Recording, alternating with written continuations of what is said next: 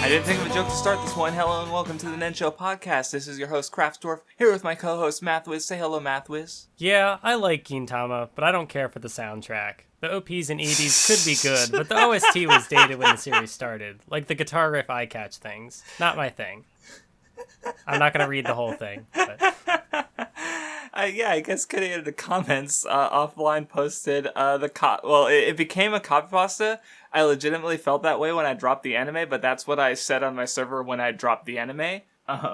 Like I said, so there was some person, Melon, who actually replied and thought it was legit, what they thought, when it was what I thought a year ago. Yeah. I like Gintama more than that now, or more than I did when I dropped it now, and I'm farther than, kind of. Multiple people pointed out that, the anime was adapted out of order. So, like, the Firefighter chapter was adapted. It was, like, episode 53. I didn't get that far, so that's why I was confused, because I read it, and I was like, I don't remember this in the anime. Did they skip it? No, they just adapted it later. And also, the one episode that I thought was really funny, that doesn't get adapted, or that was adapted from chapter 100, I think. So we won't get to it until the next reading. So it's only after next reading will we have read everything that I've seen. So this is why there's a fancy schmancy Gintama watch order. Yeah, there was one, because I had gotten one too, where it's mostly, you stop watching one of the later seasons, and because like they moved some of the comedy stuff to or like I guess how they did is there were some serious arcs that they adapted, and they skipped over some comedy stuff to get to those, but they did go back and adapt the comedy stuff later. So yeah. Did you actually had comments to respond to this time? There was the one comment from Furphy talking about basically like, I don't know, there was just like interesting character stuff talking about like how the main villain guy, he inspires people to act on their loss through pain and hatred, whereas Gintoki is more like more about like acting on it through love and connection, and there's like different character parallels between the two. Yes. So it's more like what motivates them and how I don't know. This comment didn't feature the other guy. Katsura? No. Yeah, Katsura, which is weird because like he's one of my probably favorite characters at this point. And so to struggle to, and I told you about the character popularity poll where I was like, okay, first place Gintoki, I recognize him. He's the main character. Second place, Yeah, you see, it's like if you saw the character, you'd know who they were, but but by name, it didn't register. Because when I'd already gone through the anime, so when I got to the popular poll, I was like, oh, I recognize all the top 5 by name. But I've gone through it before, in a sense, so I didn't, it had cemented with me a little bit more. But we'll talk about that, though, when we get there. So probably the best comment, the one I would definitely think you should go and read, Hisarame gave a big write-up of the sort of historical connections to Gintama, and like sort of because a lot of the characters are they're not like I think I did mention it last time, like Okita is straight up like that's just one of the ones I recognized who's named from an actual Shinsengumi member, just a surname. I think the given name is different, but it turns out a lot of the characters in Gintama are like that or have that name. And I kind of did recognize some of them, like I think Hatori. I feel the ninja who shows up in the stretch, I remember that name as just like a ninja name I've heard a lot before. But they're also just, a lot of them are based on actual historical people. Though the funny one is apparently Shinpachi, the real life person he's named after, is actually named Shinichi, which I randomly called him last time because my brain stopped working. And so I was actually like I was right, but I was wrong, which was weird. I had a couple more, but if you want to go ahead. I thought I had more, but now I'm looking. See, what I do is like I hit the thumbs up button, so I'm like, yeah, then I can just go back and I'll see it immediately. But I'm only seeing the one. But I'm not. I did actually read the comments this time, I swear. Winchester had a bunch of observations, but the one that I thought were interesting, the one specifically what made me go like what was that he mentioned in the animal the chapter with the mushroom heads and there's this big beast with one eye that can only think of destroying things, and I'm like, oh. It's supposed to be. It's likely to be a Takasugi parallel, and yeah, because they're the only one-eyed, beast. The Takasugi had a connection to beasts from the first chapter he showed up, and so that was the one that in particular made me go like, oh, okay. And the last one I had was Vindy mentioned how like. Because we were talking about Kondo as a stalker and how it's not that, like... Yeah. It doesn't come across as weird, and he had a good point where it's like, well, Otai isn't bothered by it either. She beats the shit out of him, but it really, compared to the underwear thief, like, that did bother her, so they were she went to go get Gintoki to help with that, where Kondo, she just deals with him being a weirdo, so it's like, vicariously, we don't have a problem with it either, unless she does, I guess, which was a good point. Yeah. And that was all the ones I had to respond to? Yeah, I thought I had more, but I can't find them. I don't know. Maybe my mistake was in, like as soon as I finished the reading, I'm like, okay, I'm going to go check comments. And then I think they just vanished from my mind. Anyway, I guess we should get to the reading.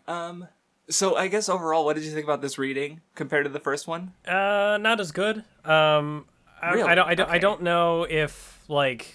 Because I was thinking about it a little bit, and I'm not quite sure like how to pinpoint it. I don't know if like the jokes were just kind of getting a little stale by this point, or if because the last reading was a lot of like the character introductions and kind of figuring out what characters are about, and this is more just kind of like reinforcing that. Although there were new characters, there were some stuff. Yes. But I don't know. I guess like the emotional character building stuff just didn't hit the same way. I don't quite know what it was. Okay. See, for me, up until the very end when it gets serious for a bit. Like that was when it's like, oh, okay, things are happening. Oh, I legitimately enjoyed the Benizakura arc quite a bit, that's the point that people say, like, if you get to this point in the anime and you still don't like it, like, then, Gintama's just not for you. And I legitimately enjoyed that arc. As for the rest of it, like, on one hand, I could see where you're coming from, where I didn't... I guess I didn't enjoy it as much as comic stuff, but I also, I got the biggest laugh I've had from the manga, and I'll explain what that was when we get to it. And there's a character introduced who I would die for. I love them, but we'll get to that. So I guess I see where you're coming from, because maybe talking about more jokes will make me find more of them funny like last time, but we'll see. See, what I was also thinking, because you'd mentioned how, like, oh, people say Gintama gets better later, but wouldn't it be funny if, like, I had the reverse opinion, where, like, oh, Gintama started great, and then it got worse? I mean, I'd hope that doesn't happen. I want to enjoy things. That would be funny. But I just thought it was interesting that, like, this second reading wasn't as I can't think of the word, but, like, it didn't stick with me as much as the first. Okay. Well, let's see how we feel after we talk about it, because I appreciated the first reading more talking about it, so...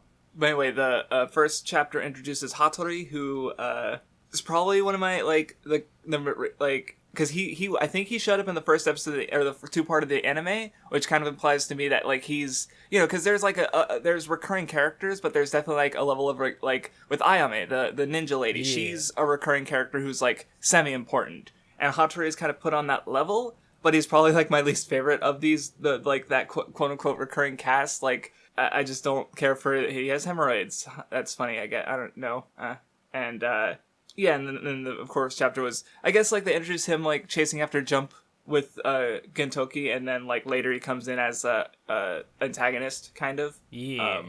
But other than that, it's, like, eh.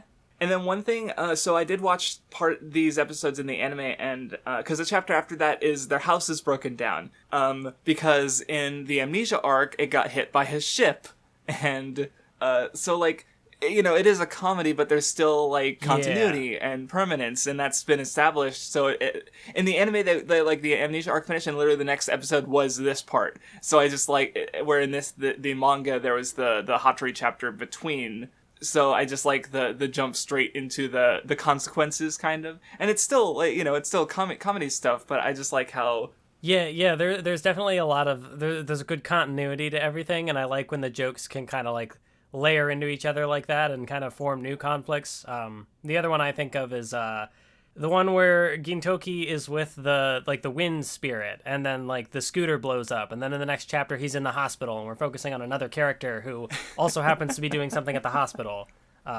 And so it like it layers. And we got that last time with the hospital chapter after the bomb on that happened. So it's been a continued thing, but it's still fun to see it. I do also like the jokes where like I think it's at the very start of the chapter when they're like building the thing, and then like Katsura accidentally like hits her thumb, and then she just like destroys the board she was trying to fix.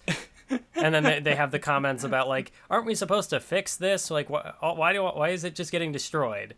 And then it's like, oh, creation and destructions are just two sides of the same coin. And it's like, okay, but are we gonna flip that coin? Are we gonna do the creating?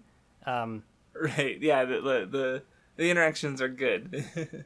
And of course, then with the carpenters, that you see how like, yeah, they're still kind of shitbags because they're like, we have a chandelier here. Why didn't you fix the chandelier? And then they're basically just getting like they make up a whole fake story, and then to manipulate the. Yeah, but then like the punchline is like, oh, they string them along so far, and then they ask for too much, and then the house gets destroyed again, or something to that effect. Like they're like, oh, make it fly. They build like a freaking right, and they build the warp drive, and it fucking explodes, and they die, and it's like, fuck. They're so stupid. I'm trying to think of which of the one-off chapters I've had something to really say about, because there's one where Katsura gets involved in like a ramen place and he saves the girl while Elizabeth is in the background slowly like deteriorating. Like I think I mentioned this last time, but something about Elizabeth's design is just like inherently funny to me. I don't know. No, I would probably agree, and I especially liked how with the signs later, like we get more like jokes through like, oh, now Elizabeth can talk. We're just like holding up these signs, so it's like a clever way to, especially I feel like in the manga especially because you have dialogue bubbles and stuff. So to kind of replace that with just this character like holding up a sign, it's kind of like doing the same thing, but it's like different enough to like make the character distinct. Right, because like the character isn't literally speaking, but but it does serve the same function in a manga. Like actually, I didn't get to that part in the anime, so I don't know. I'm curious as to how they adapted it. Like, cause like for example, I don't know if you watched Durarara, but there's a character who she doesn't have a head, so she talks with her phone. She like types text messages and shows them to people. But in the because like in an anime, they can't just like show you the text. Well, see, nowadays they could adapt it by like literally showing the text messages on screen, like you see nowadays. But but the anime predated that technique being used, so she's just voiced by Miyuki Sawashiro, and she just like voices all the lines, but in context she's just showing them the phone, but we hear the voice, so we get across what she's saying. So I don't know, did they give Elizabeth a voice actor, or do they just look at the sign and you see this, just read it and get what they say? I don't know. That's I hadn't thought about it, but there was also the firework chapter. See, I feel like part of me feels the need to mention every one because it's like we don't know if it'll be important later. So I don't know. There was actually a line because I think like when the guy Takasugi, like when he appears later, he says he has like a line where he says something about fireworks, and then I was like thinking back to the chapter where he was introduced, and I think there were like I forget what the thing was, but I thought like there were fireworks going off because he was like in a crowd and he appeared behind Gintoki, so I was like, there's a connection, or maybe my memory's just bad. No, well, it was like a summer festival thing, and fireworks are a big part of that. Yeah. But But I didn't think to tie that to the firework chapter because that was like, well, now I'm not this chapter in particular because that was the last reading. Yeah. But now I'm just wondering if fireworks are a thing with Takasugi's character. But I guess with this old guy, like mostly what I think of later is the Kick the Can chapter, which had another old guy involved. And well, though this one, he's in the fireworks chapter, he's like been losing his memories, but he still remembers his fireworks and his love but it's that he didn't forget any after all, kind of. But yeah. Anyway, then I guess we get to the first arc of the reading, Umibozu, which is Kagura's dad. I do kind of like how he's like, he doesn't look like a cool like warrior clan master, like, which I guess is the punchline. The joke there is that because they hype him up as this alien hunter, and he's just an old salaryman. Yeah.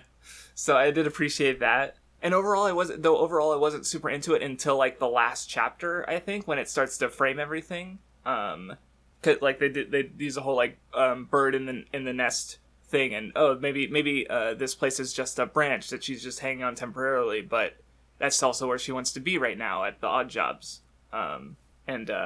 Like you have, the father had sort of like, he didn't feel like he could change from his, Yato clan ways, but Kagura, like there was the whole thing with, I think, the brother, and Kagura held him back, and, he didn't think like, oh yeah, she can rein me in and restrain me because she is, different on some level, like, or she's able to change and not be like that, but, instead he ran away, and, I don't know, I also like the line about how Gintoki said that, even though, because apparently Gintoki said, like, he's not a dad or he doesn't have a dad, but he still knows the best, like, because he's able to, give advice in the situation. Yeah, how, like, yeah. I remember, like, as I was reading it, I remember being, like, a little, like, I appreciate it more in retrospect because, at first when Gintoki's like, oh, you should just, especially, like, coming right off of the amnesia arc, I definitely felt like a degree of frustration where it's like, but you just reinforced how important the family was, and now you're telling her to go away. What are you doing? Why is bad writing? Why is Gintoki just being an asshole for no reason? But of course, by the end, it's more like because originally, like, this recontextualizes Kagura's character, where at first she's just like, her motivation is the joke, like, oh, I want to eat food, like, not poor food or something. I forget what specifically it was. But now it's more like, oh, so she wants to, like, be with her father and, like, travel the world and do these things. And so he, like, in being an asshole, he's, like, he thinks he's doing, like, what's best. Like, he thinks that, like, letting Kagura go away is, like, best for her.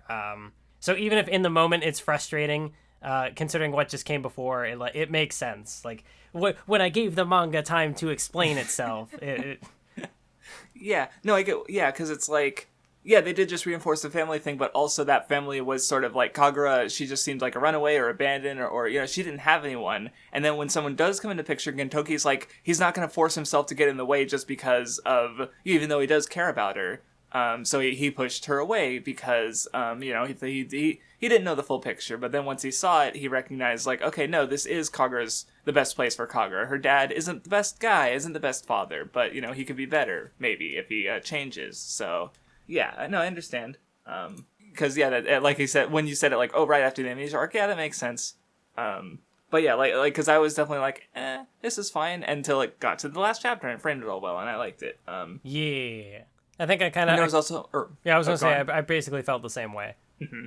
Though there was also a line that caught my eye about how, like, he gave her the umbrella to protect her, I guess, like, sort of, so he had some of his, like, protective instinct with her or something, or I have to think about it more, remember the line better, because he has an umbrella too, but it's way more, like, worn and battered, so, I don't know, maybe someone in the comments will have something better. I know there was the notable bit where she saves, like, the prince, the alien prince person, and the assistant, and they have their interaction where, like, he's like, oh, you just watched my daughter save your lives and you did nothing, and he's like gonna kill them, and she's like, no, I just saved them, don't do that. And then she talks about how, the whole, like, wanting to change, and the really good line where it's about, like, fighting ourselves, like everyone, like, what she sees in Edo, like, the people of Edo, is like everyone is fighting themselves in some way, and, like, their own personal demons. And so that's a good it's another, just, like, a point of, like, wisdom, like, yes, I don't know exactly where I'm going with it. She's not an outcast because of what she's going to. Everyone's kind of like that on some way, and yeah, that makes sense.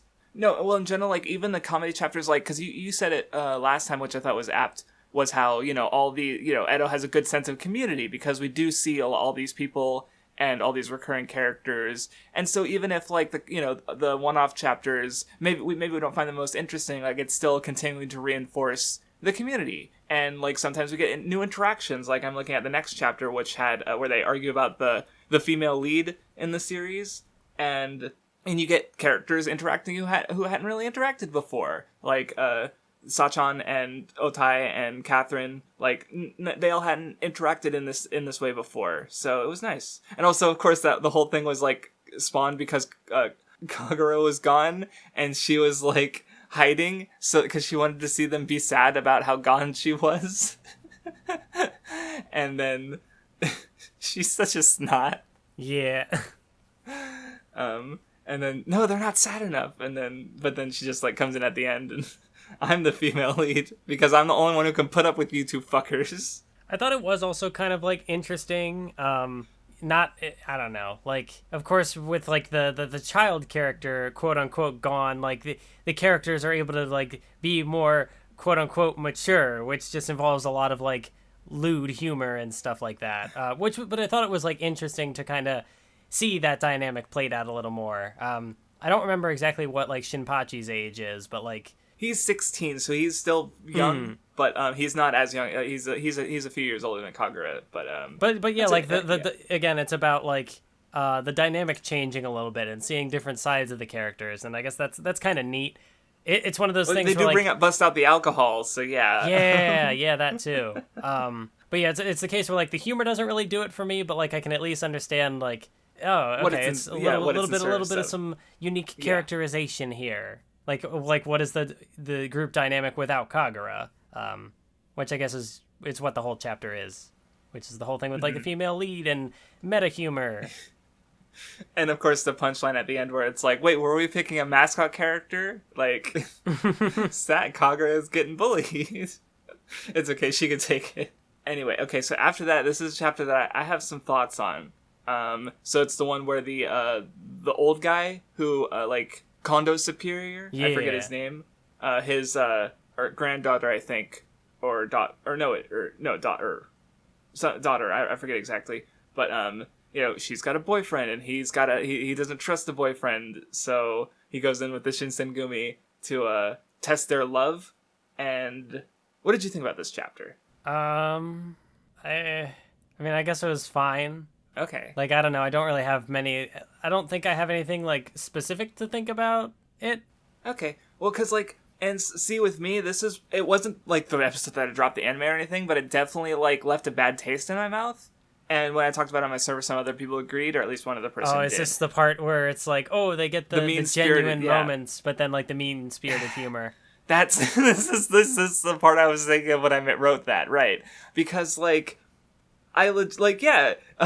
he shat his pants on the roller coaster, and she pretended to have shit her pants to make him feel better. And it's like, yeah, it's dirty humor, but there's something like wholesome about that. Almost. And it's like, and I didn't even, I don't. And you also get the character moment that kind of builds off that with Hijikata, where he's like, originally he's like, oh, love isn't real. Yeah. And he's like, you know, there's like a personal thing there where like, you know, he's a weirdo, so people like are distant from him, and so he's like, I will become a warrior of love. And then of course she just completely is like, no, I'll dump this guy and I love me. And it like undercuts the whole thing. Yeah, exactly. Like, and that's where, because like, you know, he was still willing to do that, but again, like, there's this positive, like, nice thing here, and it just kind of gets thrown away for a joke. And rather than laugh at the joke, I just kind of was bugged by it. And it didn't bother me in the manga, obviously, because, like, I'd already gone through it. But it did bother me in the anime. So I just wanted to bring that up, because that explains that part of the copy pasta. I mean, yeah, because I think that's where I feel like I don't have much to take away from this. Like, maybe if I had been more invested in, like, the relationship they develop here, like, maybe I would have had more of a reaction to, like, the undercutting of the joke. But otherwise, it's just kind of like, this is a feeling I got from like a lot of these one-off sort of chapters this time around is, maybe I just like don't have the right context to appreciate it. Like maybe in retrospect something will stand out to me more. But like it's just kind of like things happen, jokes happen.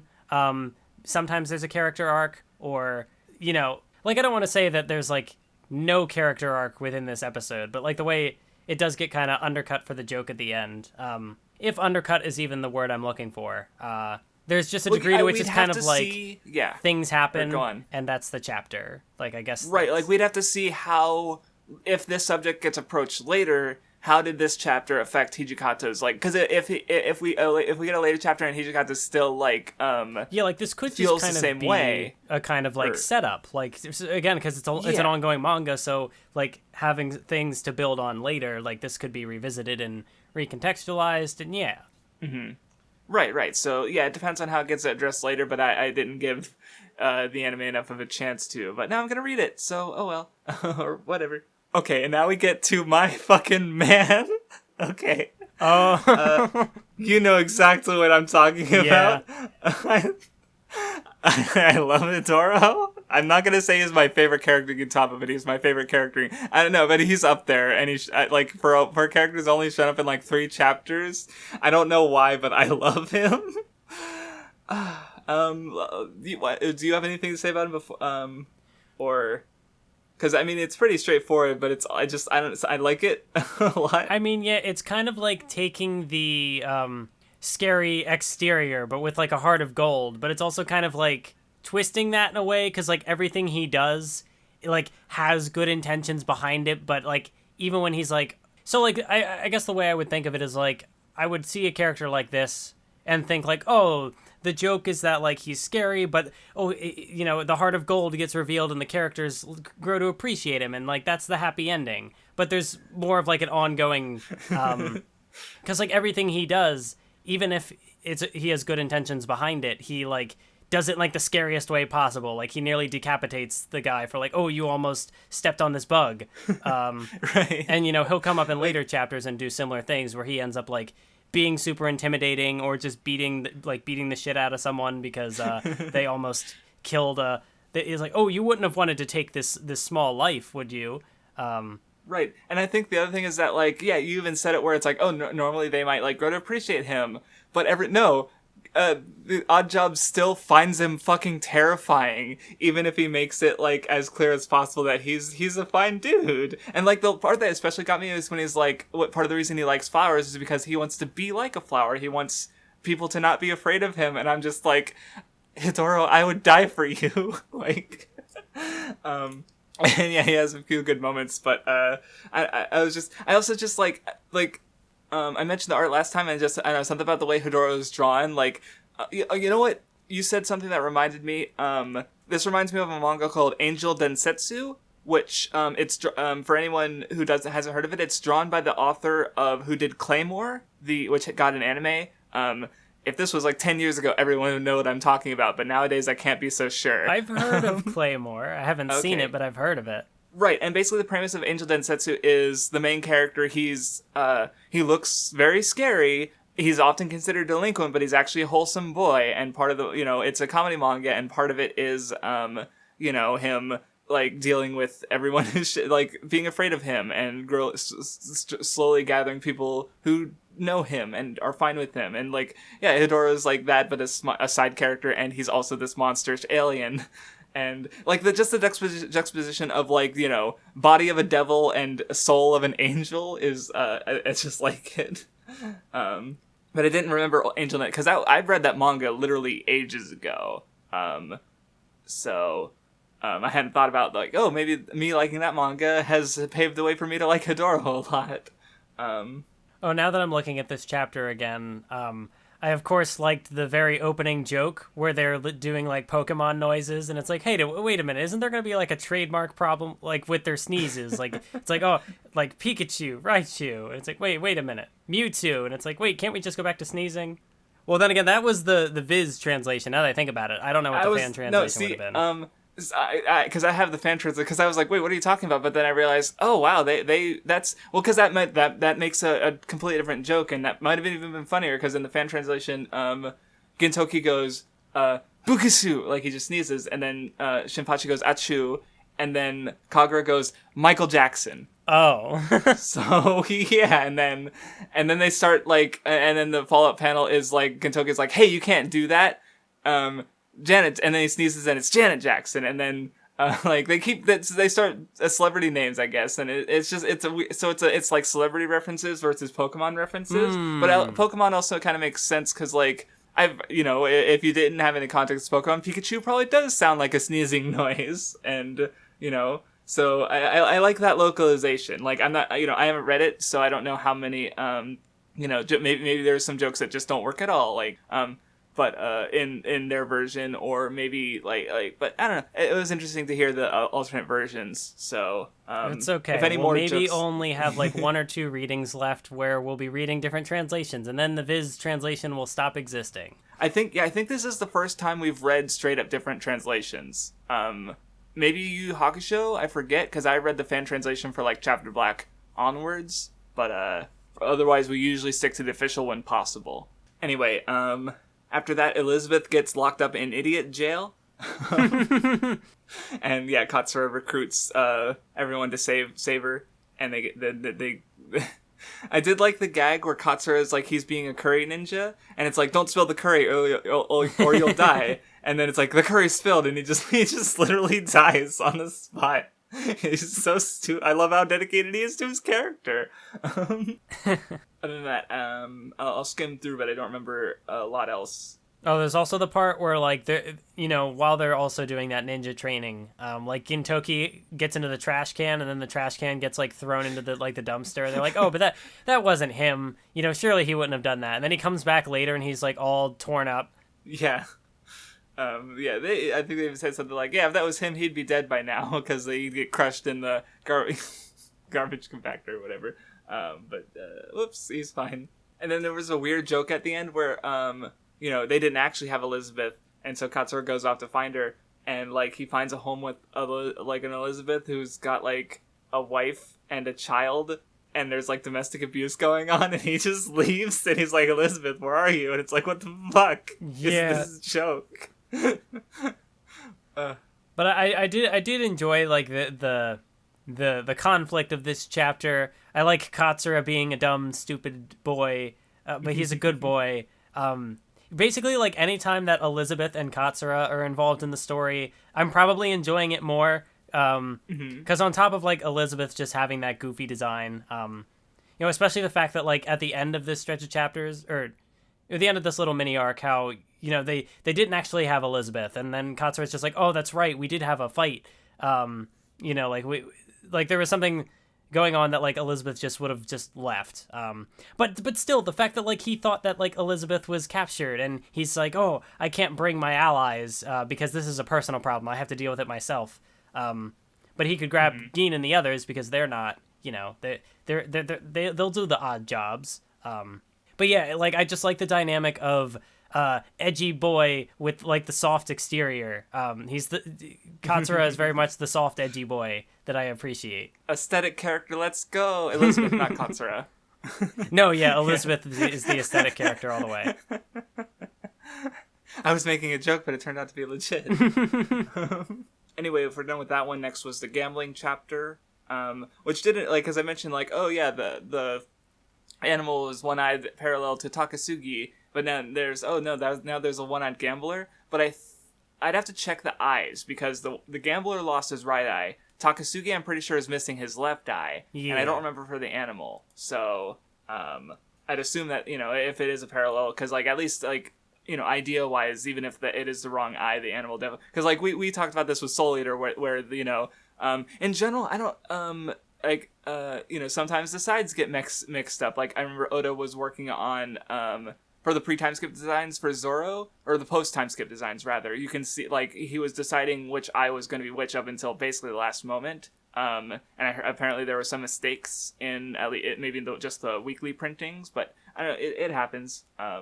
But I don't have much to say about the gambling chapter specifically. Yeah, no, it was kind of another one of those where, like, it happened, and then popularity poll.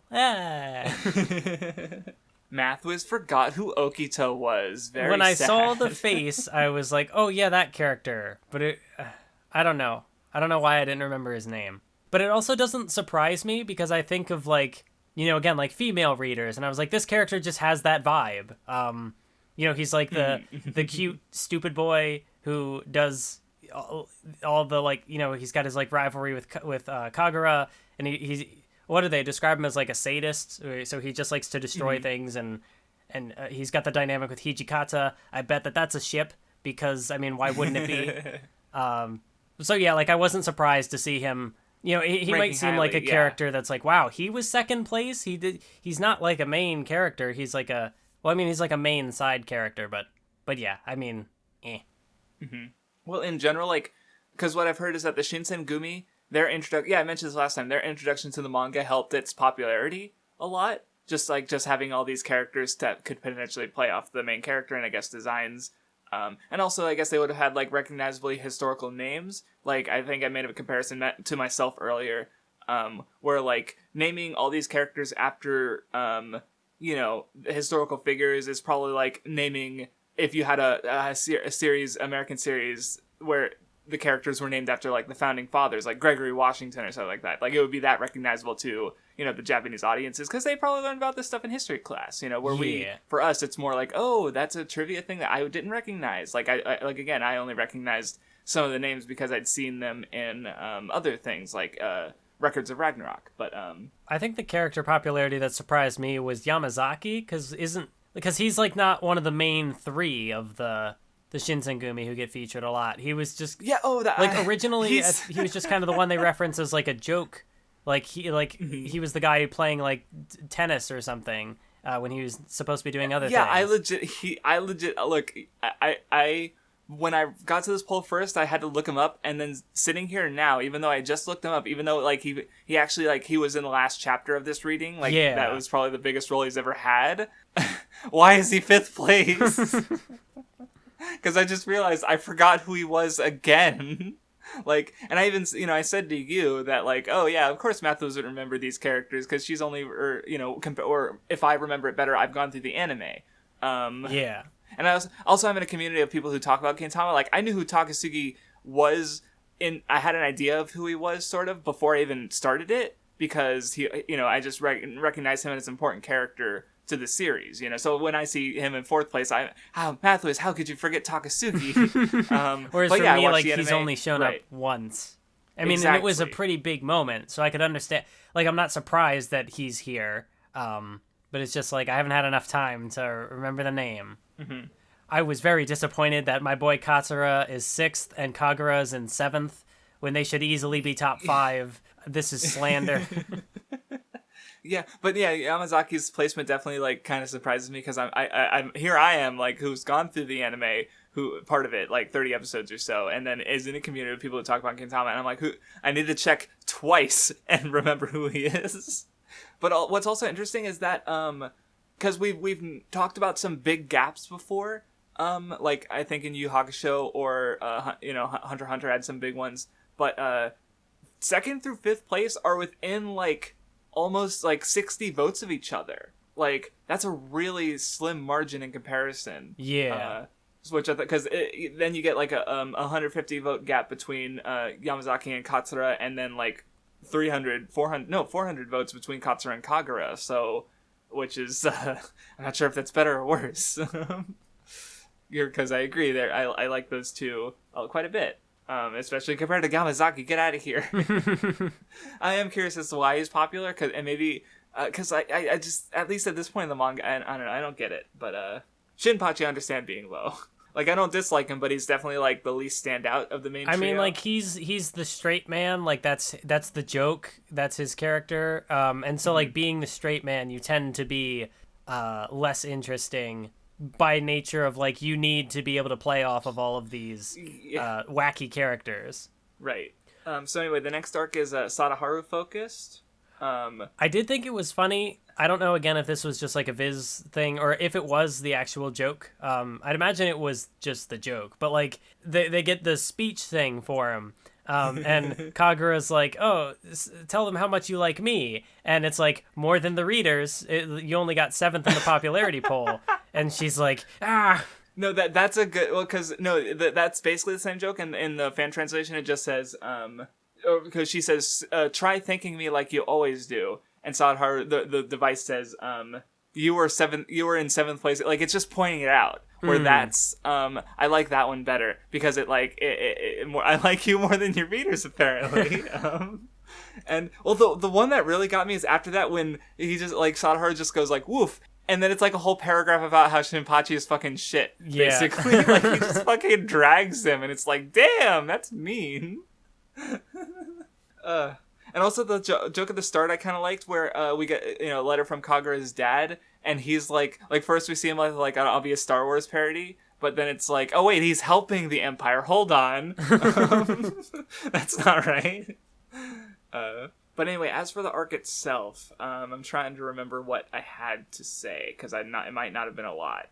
Oh yeah, I guess the only thing I really took from it is because like they talk about how the dogs are supposed to be their guardian, they're protecting, they're beings of protection, and I guess due to circumstances they aren't able to protect what they were intended to. But since Kagura took in Sadaharu, like they could protect each other, I guess. So, but yeah, I didn't get a lot out of it, so I don't know. Like the jokes at the start were probably the best part. Yeah, I wasn't a huge fan of like the sisters who were introduced here.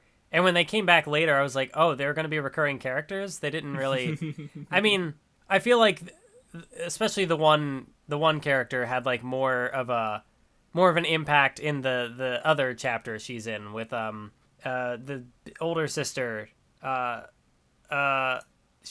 What's the first name? Otai? Otai? Yeah. No, well, that one, yeah, it made sense because they mentioned her occupation in the arc, and then, oh yeah, of course, she works with Otai. That makes sense. So maybe she'll come back as like a character there. But no, yeah, because I didn't get to these characters in the anime, so I didn't really recognize them. But yeah. Oh, there was another Hidoro joke because there's the chapter where Hijikata and Gintoki, I guess they're two alike, so they just kind of end up at the same places, even when they're trying to avoid each other. And Hidora's at the movie theater while they're causing havoc, and so Hidora's like, let's all sit down and watch the movie quietly after like brutalizing someone, and everyone enjoyed the movie thanks to him. Yeah. Anyway, then was the Kick the Can chapter, which I thought it was neat. I guess kind of like how it used to kick the can to like, oh, the old guy also like kicked the can, so they're kind of like, this is the other old guy who presumably knew him. Like, I guess I took it as kind of as like, oh, this is how he's paying respects, basically. I don't know, because I have kind of liked how it'll take like some kind of goofy or absurd premise, but then I'll usually like frame it in a way that gets at something and makes it at least stand out a little more. Like he'll do the good comment, and I guess that's actually that's because I remember hearing this described for a manga called Blackjack, and I did think it was interesting where how like it's a medical manga and the main character doesn't always succeed. So there's like, because it's usually the lives of other people who are only going to show up for that chapter. So there's that sort of like uncertainty as to the result. And I guess this is kind of like that, where it's like it'll be a comedy chapter, but will it end in a comedic way, or will it end in like this, where there's more meaning to it or a bit more drama to it? And so like by doing both, he kind of leaves it you start a chapter and you don't know what you're getting into.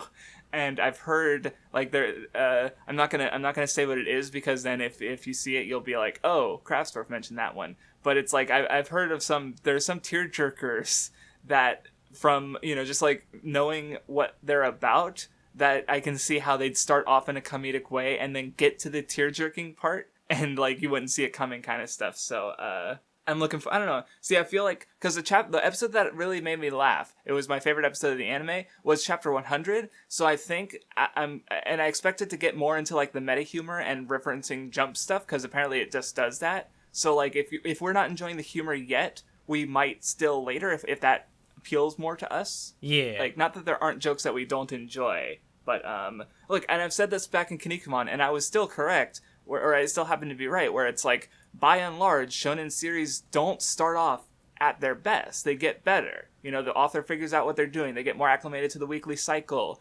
There's more characters and ideas to draw back to and refer back to going forward. And yeah, what were the two arcs of Kinnikuman we enjoyed the most? Like they were towards the end, the Dream Tag and the War of the Throne, the Scramble for the Throne. Did you like it? Did you give the manga more than 3 out of 10? No, but at least you could rank those two arcs. So like with Gintama, we just finished chapter 98 out of like 704. So we're still a seventh of the way through. So, like you said, it would be funny if this was the most we enjoyed it, but we'll see. Anyway, there was an arc with Gintoki's child, not really, but the lone wolf, because this one was I even recognized it, and there's like a bit of a lone wolf and cub reference, which I have not read it, or I know there's films of it too, but it's a pretty like popular and well-known work. And I also like the gags about how, like, look, the baby looks just like you, like the dead eyes and like, the hair. Right, especially the hair. Did you have any thoughts on this one, or? I mean, I remember, like, I don't know if there was much I took away from it, but I did like enjoy the act of reading it. Okay. I mean, because of course it kind of has that arc going with it, where originally Gintoki's like, I mean, of course it's not his kid, but he kind of has a progression where he goes from like, oh, this thing is just here. I don't want to have to deal with it. But then eventually he like grows to care about the kid, and then by the end he's like, you know what? When you grow up, come back to me, and we can have drinks or something. And it's like, yeah. I did actually like the resolution with how like, what was it? Because there's the grandfather who was organizing, the affair in general led to the child, and the grandfather had been super controlling of his own son and sheltering him, and he kind of wanted that to protect his grandson, but it likely would it would have done so at the expense of his freedoms. Like they both had good intentions in mind, but it was the mother and the grandfather, but it was a matter of like sort of reconciling and coming to a compromise. Yeah. And then also this arc introduces Nizo, who becomes the another major antagonist in the Benizakura arc, Nizo the Butcher. Though I didn't quite get, what the takeaway was from Gintoki beating him, like the way how Nizo isn't like seeing the world where Gintoki was. Like, yeah, he's blind, and I get what actually happened. I'm just wondering like what the sort of takeaway from the conflict itself is supposed to be. Maybe I wasn't paying enough attention, but I got more out of him in the Benizakura arc. Yeah, I would say I probably agree. I'm also just scrolling through and looking at jokes here, and I like the part where I don't remember his name, but the guy who always does the jobs, he's like the janitor person, and he's like talking about like how he got to this point, and he's like, oh, maybe I should just kill myself, and he's like, wait, kill myself? No, that's kind of messed up. I should definitely not do that. And then like Kagura appears behind him and is like putting narration in his head, and he's like, wait a minute. Yeah, I don't remember that one, so it might have been translated differently. If you don't have any more jokes, I'll move on to the next chapter, which was during this heat wave in the summer. Relatable. Gintoki, the fan breaks, so Gintoki goes to get one and ends up getting involved in a bunch of bullshit. But not a lot of takeaways, and I also remember, I don't know, I don't remember any particular jokes that made me laugh, but Oh, and then there's the haunted house chapters. It's spooky season. Right. I didn't. Oh no, I was about to say because what I just realized, because I was about to say it's funny that like we associate spooky stuff with Halloween, but we just watched Ojamaja Doremi, and the scary episodes were always in summer, because like I guess the idea is like, oh, you trade scary stories and it sends chills down your spine, it cools you off in summer. So because I was like, wait, isn't it weird that they follow up the chapter of the heat wave with a spooky chapter? But it's like, oh wait, no, that's just how it works. And also Hidoro shows up, and he just scares easily, and they're spooking him until he beats the shit out of the guy. Which I guess this would probably be a moment, because like he has this character moment, and he's like, oh, I always run away from my problems, but I'm gonna finally fight and not run away. And then Hidoro beats him up. So like the one in Hijikata Love chapter, that might have been where it's like character has like the serious character growth, and then it's like undercut for the joke. Right, which I didn't see this one in the anime, but I might have cared about more if I also cared about the conflict. So yeah. But, he was going after Hidoro. He deserved... No, I'm kidding. After that was the Little Beetle Arc, which might be my least favorite arc in this stretch. It was a thing that happened. Chapters, so, yeah. I think my favorite part was probably the one chapter cover page where it's just like Kagura and Okita just like staring each other down, and everything is like destroyed in the background. And so, like, I saw that chapter, and I'm like, "Ooh, are we gonna get like a fight scene? Like, are they gonna duke it out?" But not yet. It's too soon for that. Maybe it'll never happen. Looking at that one again, though, just the rubble and the like, because I've heard people praise Sorachi's like the backgrounds and buildings and stuff in general. I'm not gonna say, I shouldn't say Sorachi because I don't know exactly. It's Sorachi and assistant team, I should say. I'm just looking at the rubble, and it's like neatly detailed, and I do like it. So. Gintama has backgrounds, therefore good art. Unlike Dragon Ball and Bleach. Yeah. Yeah, anyway. Then there was the cat girl thief. Why is every cat girl like a thief? Like Catherine was a thief. Now they have this cute moe cat girl, and she steals and trying to say. Oh, this had the joke that gave me my biggest laugh in the manga. So, because I think in the end, because it was when, this is a reference to Densha Otoko, train man, where basically a guy meets a girl on a train and he goes online to message boards and to get advice. Oh. Which is what Shinpachi does because he meets the cat girl, and so he's trained samurai. It's well, see, my friend, like, I actually thought of there's a manga called Chikan Otoko, or Molester Man, which a guy is mistaken for being a molester, and that actually gets him involved in like a relationship, but he asks online for help too. So maybe so that was my first thought, and then I wait, no, this might be this other thing, and I check, and it was that other thing. So at this one, like, but yeah, so yeah, he goes and then he Fruit Cocktail Samurai. He's like, this isn't a place where people discuss love. It's where people declare their beliefs. And he's like, I'm sorry, can you help me, Fruit Cocktail Samurai? He's like, I'm not Fruit Cocktail Samurai. I am Katsura. Because his running joke, of course, is like, I'm not Zura, I'm Katsura.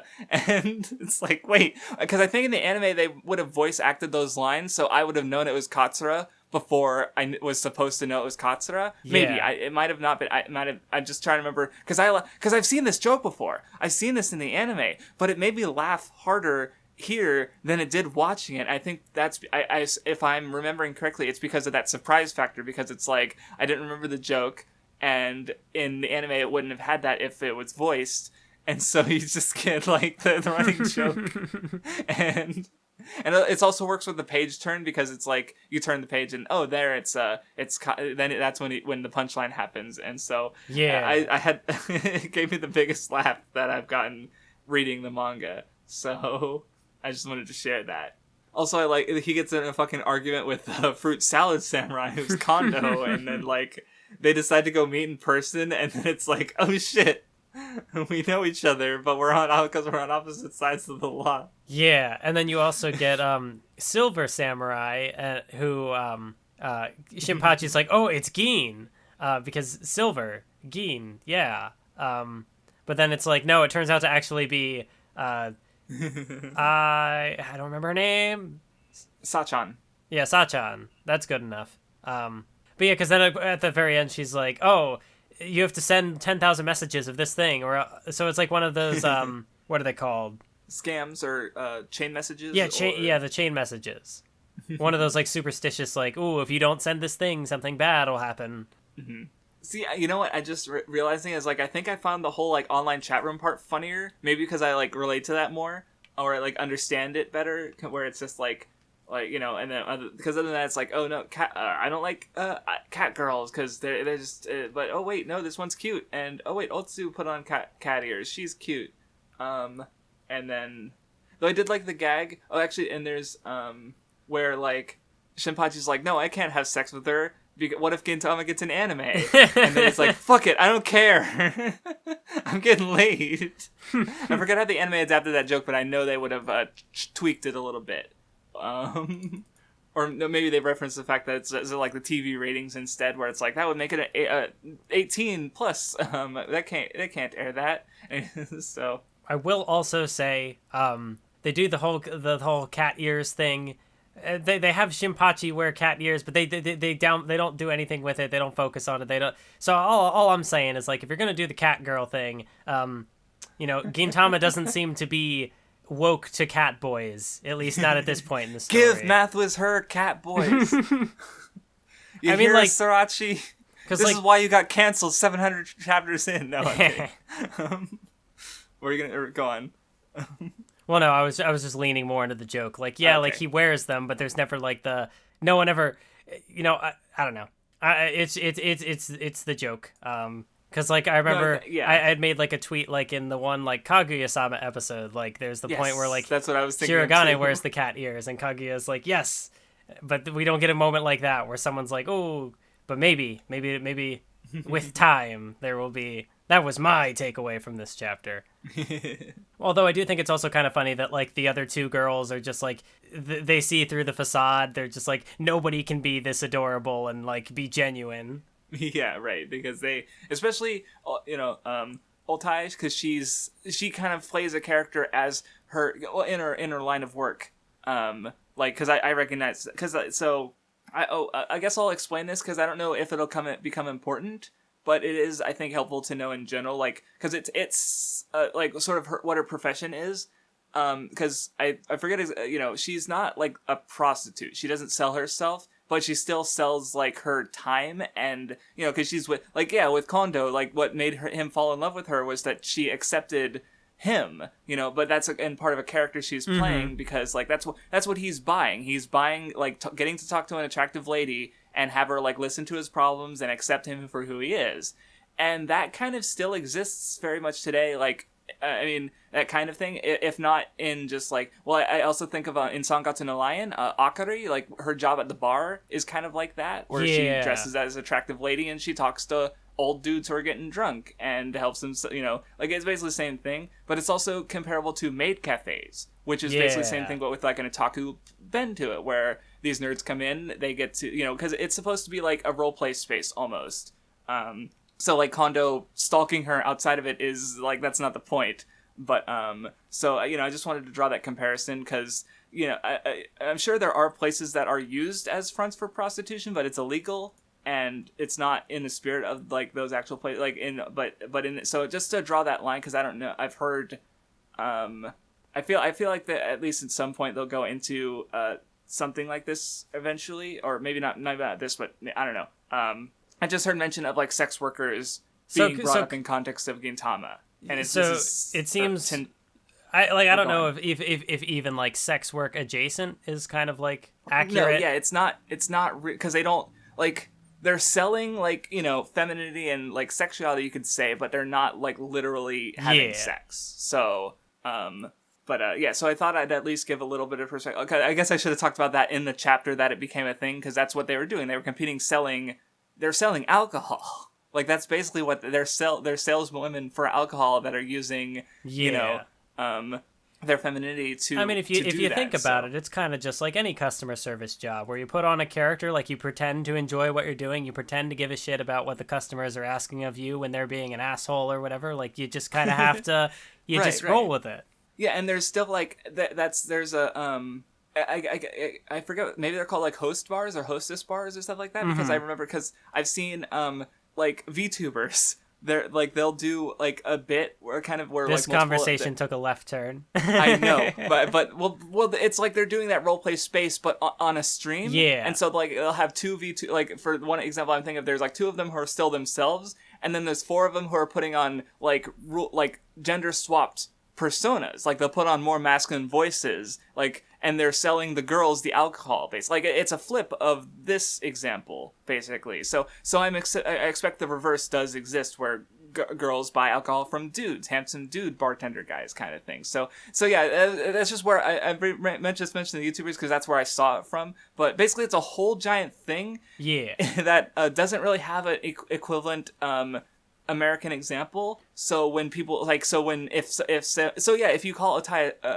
a sex worker, that's not accurate, but that's also the closest like relatable thing that we have. So like it's understandable where someone might make the comparison. Yeah. Well, so I mean, it's possible that, like, I don't imagine actual sex work coming into play, because like it's a shonen manga. There's only some, like, there's some topics I don't know. Like, I mean, I say that, but didn't stop Level E.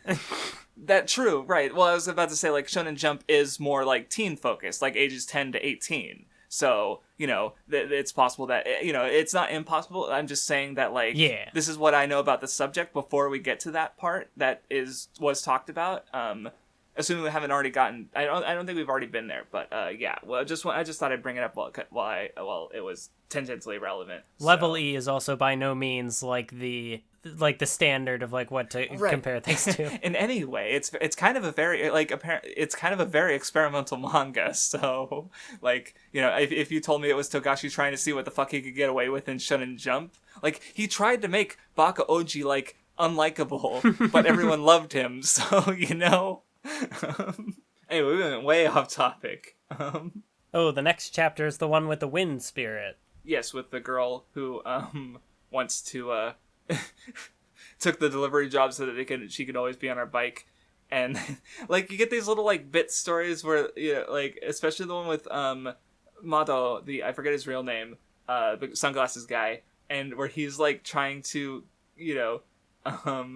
like his wife calls him and you forgot our wedding anniversary, but no, he actually sent her a cake, and we see the cake and it's like on her face because they fucked up the delivery. That was funny. And yeah, of course the bike explodes and Gintoki gets sent to the hospital with he's got a case of what did Viz call it? His hair. It'll go away in a few panels or something like that. Yeah. Did you have anything more to say about that chapter, or shall we move on? I mean, I guess it was also kind of funny that, like, in a lot of these chapters, you get somebody from the Shinsengumi ends up, like, getting involved somehow, and so, like, Okita shows up, but it's kind of like the inverse of what happened with, like, Kagura and Sadaharu before, where he shows up and he's like, oh, it's just Gin. Gin's like, pull me over, like, help me. And he's like, well, I think I'll just let you go. You seem to be fine, but just watch out. Something about like delivering bombs, and then of course she has the bomb, and it's like where's that supposed to be delivered to? Embassy. Oh no.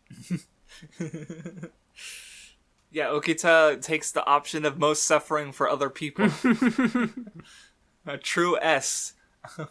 So the next chapter with the hospital, there was one gag I liked. Well, maybe there's more that I liked, but there's one in particular I liked, where there's this juxtaposition, because they're talking about like her emotions getting in the way of her assassin work, and which you can even tie like because obviously Naruto goes way, it's a ninja manga, so it goes a lot into these ideas where Sachan is so this is likely an idea of like ninja as tools, like that's probably an idea that just existed when they were actually in use, like obviously Naruto's a fantasy example, and even this is more like, Gintama is not exactly a real, like, handling the ninjas in a realistic way. Most fiction doesn't, because that's not cool. Mm-hmm. But, it's kind of like approaching that idea where it's like, Sachan, she is an assassin. She is, meant to be in service of her, of her employers.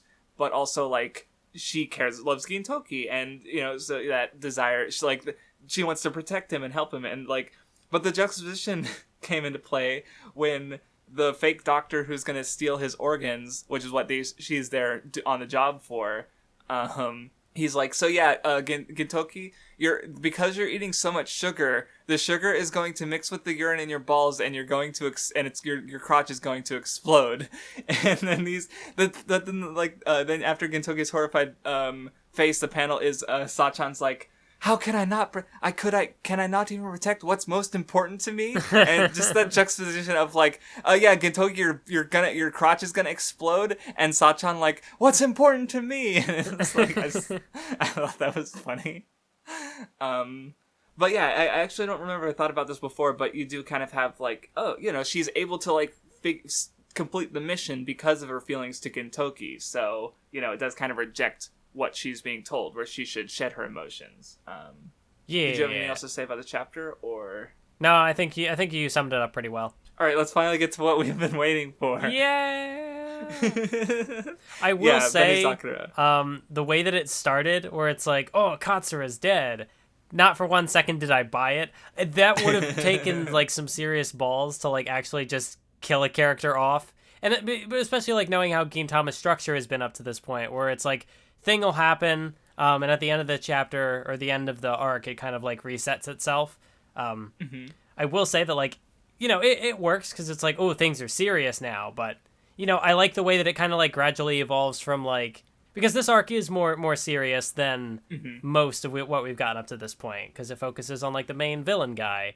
But like it starts off in that jokey manner and then like gradually kind of gets more serious as it goes along. Kind of. It starts off with Katsura getting fucking wrecked, and then it goes into the comedy stuff, and then yeah, like you said, it gradually goes more serious. So, and yeah, like I was about to say, because like if they, I feel like if Katsura were actually to die, it would be in a big moment. Like we talked about Joe, and there was a major character death. But it was at a big, like, the best moment where, it's, killing Katsura off just, like, nonchalantly like that. It's probably not going to happen. But it's still, yeah, it definitely, like, sets the, oh, this is what we're good. Did you, did you know it was going to get as big as it did? Or, like, because I'd heard the name Benizakura, like, before I even started. So once that kind of came up, I was like, oh shit, we're finally in the Benizakura arc. Yeah, no, I didn't know where it was going. Although I felt like the name Benizakura sounded familiar, like as like a historical or some sort of like one of those things that like gets referenced, like how like I don't know. The first thing that pops in my head is like Amaterasu, and it's like Naruto uses it, but like it's a thing that is like referenced. Right. And so for some reason, I guess I thought like Benizakura. Or in general, like with swords, you have Masamune, stuff like that. Yeah. So, yeah, I don't know because I haven't heard of Benizakura outside of context of Gintama, but maybe. Yeah, it was something I felt like I had heard of before, but it wasn't in like a Gintama context. Mm-hmm. Yeah, so if anyone in the comments knows, that would be cool. Maybe I'm just thinking of like, because I think the first thing that popped in my head was like Senbon Zakura, like Byakuya. Right. But that's a different thing. Yeah.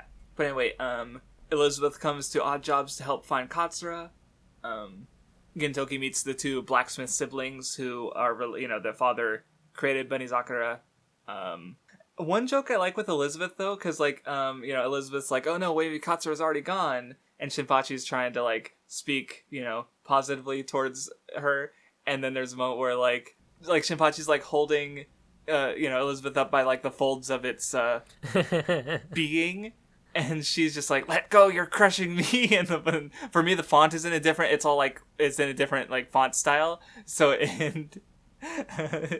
what is Elizabeth? No one knows. No one wants to know. So they just kind of ignore it. And that's funny. Anyway, we get the first battle between Gintoki and Nizo in this arc, rather, where he's now has the Benizakura. Also, I think this is the first time they drop his nickname of Shiroyasha, which basically means, like, white demon, which I assume he earned in the war. And yeah, I guess in general, like, the whole what was, I realized was kind of established from early on, it goes back to chapter 1, really, with the idea of, like, the samurai and their soul and their sword, where Nizo is kind of, like, he sees, like, a samurai is just a person with a sword. He doesn't care about any of their ideals or what they or honor or what they stand for. If they have a samurai has to have a sword, and so this is a world that rejects it's not illegal for them to have swords. And of course, Gintoki, he generally uses a wooden sword because what matters is more like their ideals and what they stand for. So I guess it goes more into that. Yeah, I will say I was definitely surprised when they had like their first scuffle, and things got pretty bad. Like Gin almost died. I was like, oh. This is actually serious. Yep, and then once Takasugi shows up, it's like, yeah, here we go. Because at that point, there's no ambiguity anymore. It's shit got real. Like, there's still comedy, like, because there's not with Takasugi himself, but like his minions. Like, there's a strategist guy who's how did Viz translate it? Because he's a feminist, but he's also in the fan translation. He's a lolicon because he's got a lot of attraction to kids. Did it translate as pedophile? Yeah. So the Viz translation kept saying Lolita complex, which is not the same different thing. Okay. Like Lolita is like fashion, so like I understood what they were getting at, but it wasn't accurate. Yeah, that's weird. Well, like it can be. Yeah, it's. Loli does derive from that, but there's a whole history to it. And like I said, pedophile, but pedophile is itself in a different word. So it's like when anime and manga property use lolicon, I usually like know what they're getting at. But so I was curious as to how they. Okay, you at least understood what the joke was, even though the translation was weird. So okay, that's because he does. He pays it's commented that he pays attention to children in particular for some reason. But he's like, no, I'm a feminist. Like I'm admiring Kagura's potential, and it's like, bro, someone hit him with the sword. Oh, and so this is like I mentioned the ninja's tools things, which we're also familiar from with Naruto. But one other idea I picked up here that I recognized from One Piece, that's again probably older, it's just because again it's a manga that goes into like Japanese history in the first place, so it makes sense that it also deals in certain ideas that are familiar. And protection is a big theme in Gintama, and here you have these like the Benizakura, and then the son of that blacksmith is also trying to make a sword that can cut anything. And if you remember back in Alabasta with Zoro versus Mr. One, Zoro sort of has to grow up and realize that, making a sword that can cut being a swordsman who can cut anything means you can't protect anything. So you kind of have that same idea more implicitly here. Like, I don't remember them stating that outright, but, Benizakura is a sword that can cut anything, but obviously, like, Takasugi only wants to destroy. Where Gintoki obviously won't be his sword. The sword he uses breaks in the end because it doesn't need to cut anything. It just needs to protect. So again, just like the similar ideas I recognized. I also like the moment where because Gintoki gets destroyed, and so he gets rest and exposition about what's happening, but he ends up leaving, and Otai wanted him to stay because she doesn't want him. She cares about him. She doesn't want him to hurt himself, but also he just he has to protect people. And just the moment of because she even left the umbrella for him, and just when she saw the umbrella leaving, she's like, that's either a woman with no style, kind of almost implying herself, or a stupid man, which is of course she knows it's Gintoki. And that was a good scene. Yeah. Oh, and earlier than that, there was a joke that I kind of liked where Kagura and the one lady who works with Takasugi, the pistol lady, they're learning how to. She's teaching her how to spit better, and then they spit, and the ship explodes, and the joke. Oh wait, did they do? And but it's not. It was Elizabeth who spit because she's got a blowgun bomb thing in her mouth, and it's wait, hold on. It's not spit, but it is. So just that little fake out, but not really. I liked it. There was also a thing, I don't know how it was translated in your version, but in the Viz, it's the part where Elizabeth walks up to the people and she's got the sign where they're just who are you? And it's excuse me, would you give me directions ... to the entrance of hell? And it's just yeah. Yeah, it was for my translation it was excuse me, I'm in a bit of a hurry. I'm going to the gates of hell. So the meaning was captured well enough, I think. But, yeah. So anyway, kind of going back to Furphy's comment, I might have mispronounced it, because he talked about how Takasugi fosters the hatred in others, and you kind of see that here with Nizo, where he was just cutting down things, but it's Takasugi's oh, if you like destroying things, join me instead. And now he he wants to destroy the world, but also he wants to specifically destroy Takasugi's former comrades. He has this thing out with the old, in with the new.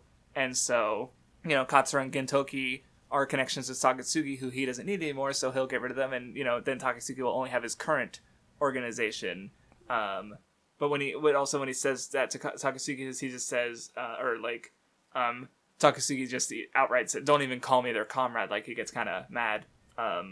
And he doesn't even like the idea of it being mentioned, which, I don't know, I thought was interesting. Also, I was kind of fucking surprised when Elizabeth fucking died. Because Takasugi, I was because it even looks like blood for a second there. I'm wait, what? But it wasn't, I'm not Elizabeth, I'm Katsura. And yes! Let's go! The thing where they turn the recurring joke into a serious moment, and it's yeah! Yeah, that it's good. Although I will say, they ruined Katsura's haircut, so this arc is bad, actually. No longer aesthetic. But yeah, Shiketsuka, Katsura's allies come to help because, of course, they care about him and they want him safe. So even if they're, like I think they even mentioned later that that overall Katsura's like the fighting strength of his group is less than Takasugi's group, but you know, they're still going in to fight even though it's dangerous. And then you get this then it's like, oh shit, battle shonen, when like you have the tactician guy and the gunner lady, and it's like, oh shit, Shinpachi goes off to fight the tactician guy and Katsura goes to fight the gunner lady.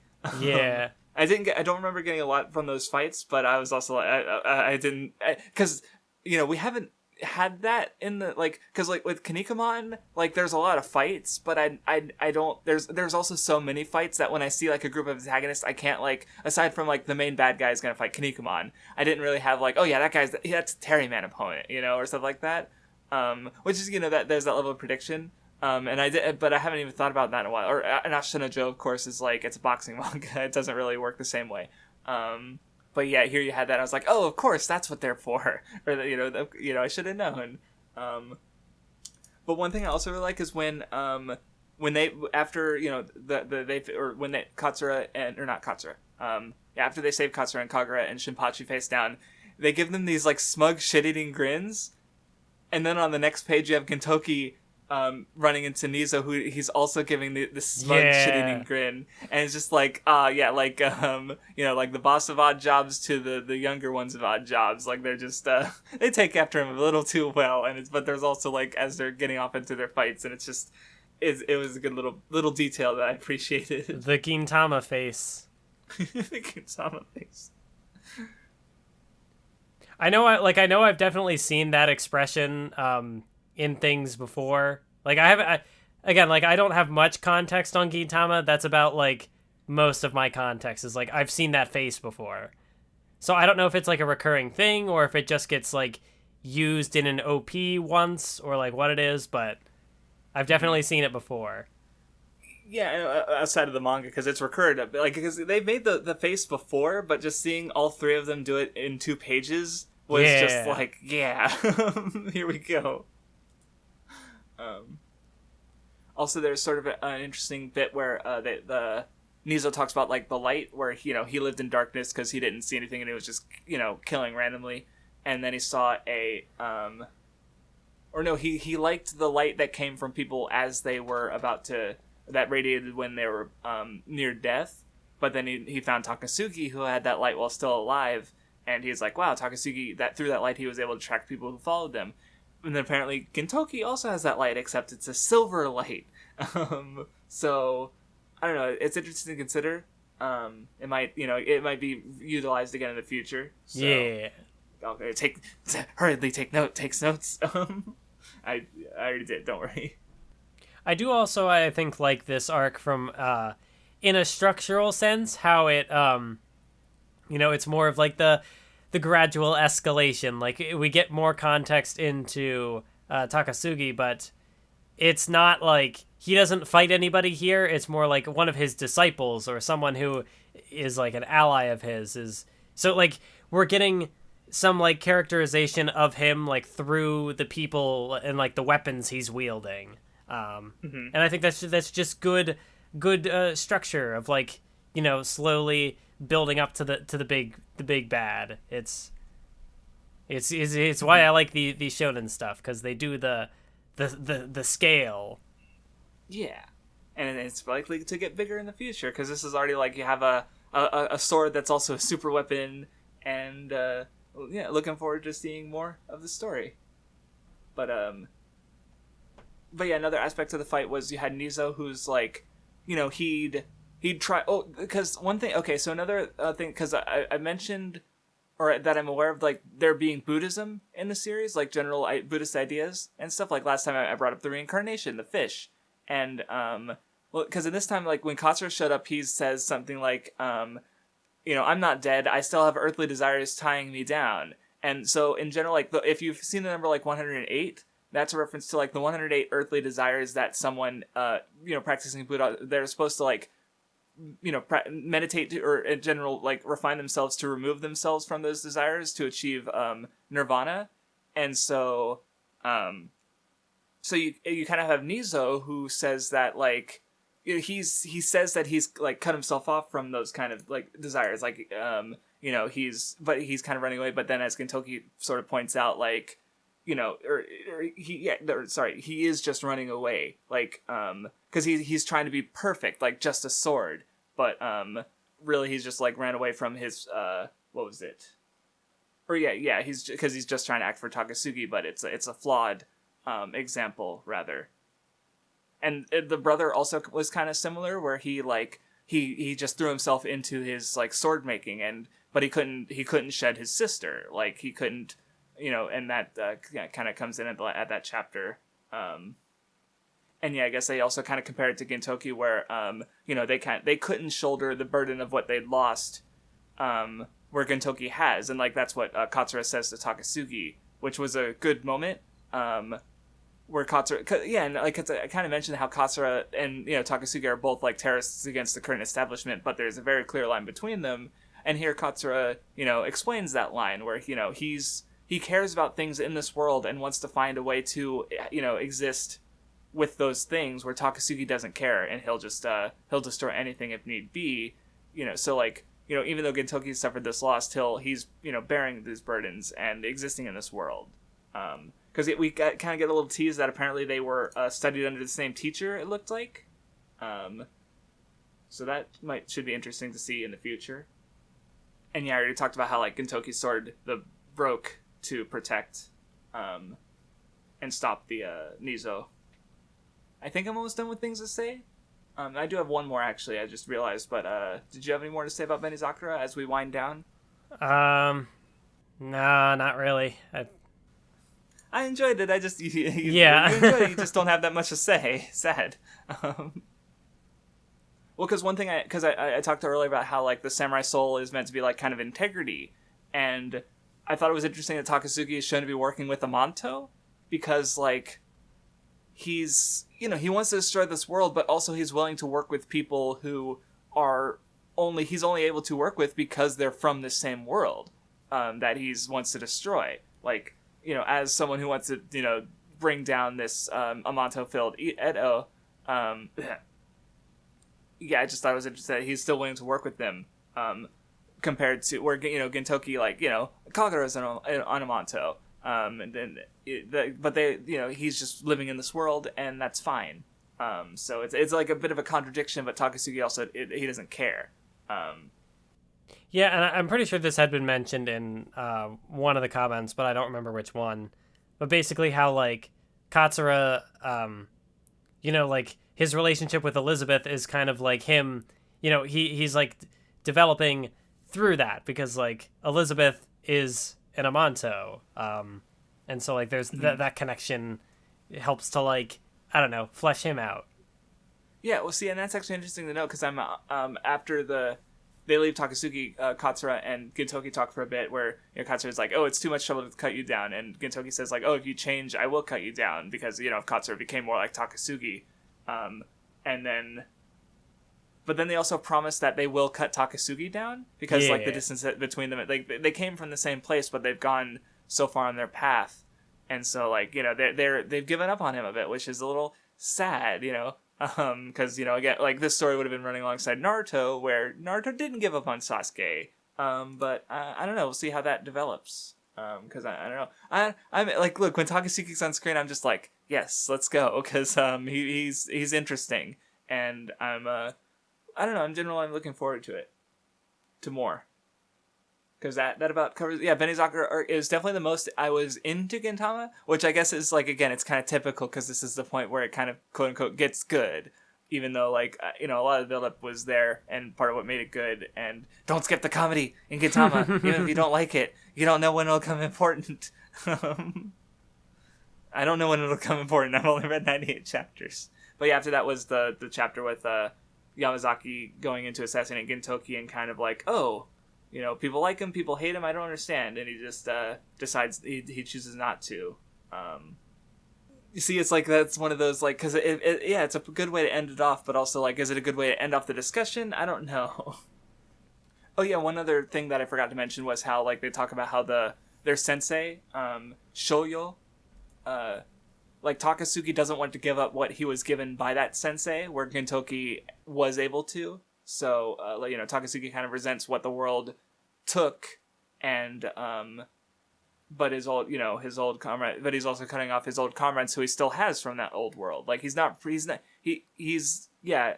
because everyone else has moved on, he's sort of he's the one stuck in the old way, I guess, but he's also, so he's willing to get rid of things that were in that old way, connected to that old way rather. But I don't know, I think I'm going, I've just been scattered a bit, but I tried. Like, it was interesting.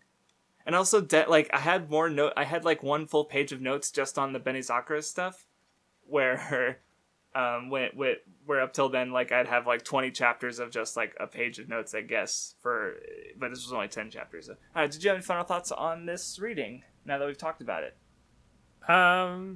It ended in a really good place. Looking forward to more. Even, so like, I know I started where I said like, oh, the comedy in this stretch didn't do it for me as much as like the first reading did, but it was still good. I'm still got high hopes, still looking forward to where the story goes.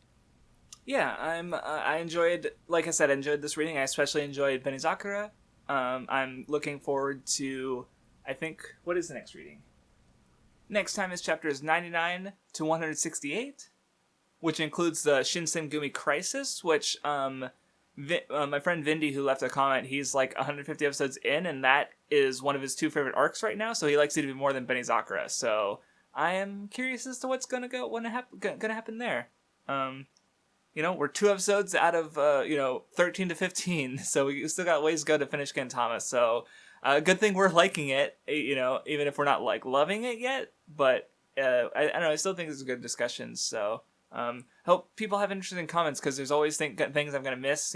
Partly because I don't have the full context of the series, but also I just forget things. So if you don't have anything more to say, thank you for listening, Mathwiz. Thank you for listening, and we will see you next time. Thank you, me.